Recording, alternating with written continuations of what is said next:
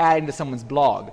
But people have used the cross-site request forgery for far more interesting tasks. And I'm going to show a couple of them here in a second. Here's a couple of links that might be useful to you. Here's a list on Slashdot of different places, like a bank, for instance, that had a cross-site request forgery. Now, banks get worse. Because imagine this. You go to your bank, you have a session, you got the cookie from them, you make some edits, you do your thing. Then you go to some other website.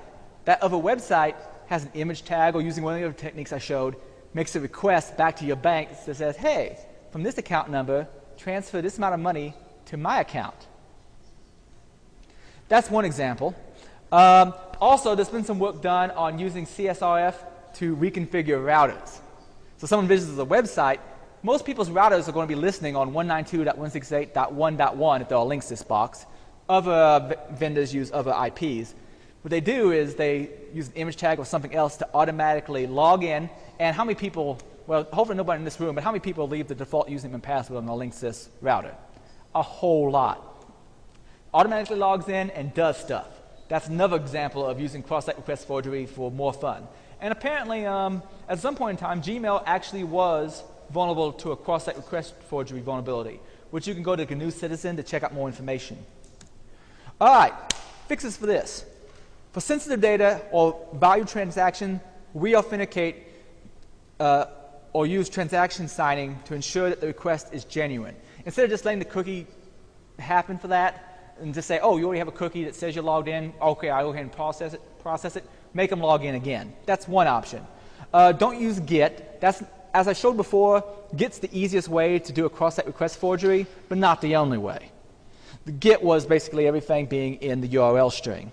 If you use Post, that makes you more secure, but not a whole lot, because there's other ways people can do it.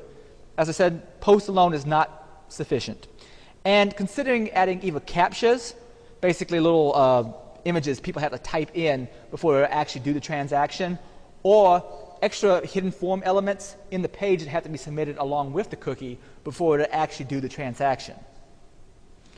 That brings me to other tools like Mutillidae. If you go to this website on my page, go to this page on my website, you'll see a bunch of other different similar projects to mine that do things like this, like there's Hack Me Bank, there's WebGoat from OWASP themselves. There's like a ton of different projects. I just happened to write Mutillidae because I want something very simple to use to illustrate some of these common vulnerabilities. And there's 5 I haven't even covered.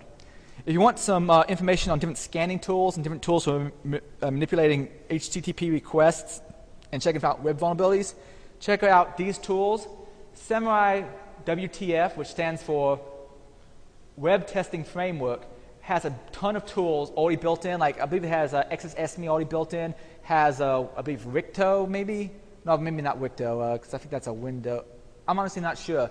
It has a ton of different scanning tools regardless. There's also the OWASP Live CD, which has a bunch of OWASP different tools and I think a few of the vulnerable applications, if I'm not mistaken. And if you want something that's just general computer security, but pen testing, check out Backtrack. But if you want to do web vulnerability testing solely, check out Samurai WTF. It comes as even an ISO you can boot in your machine or a VM. Since you're doing stuff via the web, VM is probably going to be just fine and more convenient for you. It's a VMware image. All right, I just want to quickly give a shout out to a few classes. Every 2 months we try to have some free ISSA classes. I'm not sure what we're going to be doing next month, if we're going to be doing it at all, because there's been some, we're not sure yet. I'm thinking about maybe a web app penetration class, but I'm not sure. We have the monthly ISSA meetings, which everybody is welcome to come to. The Louisville InfoSec conference, which is coming up here in October.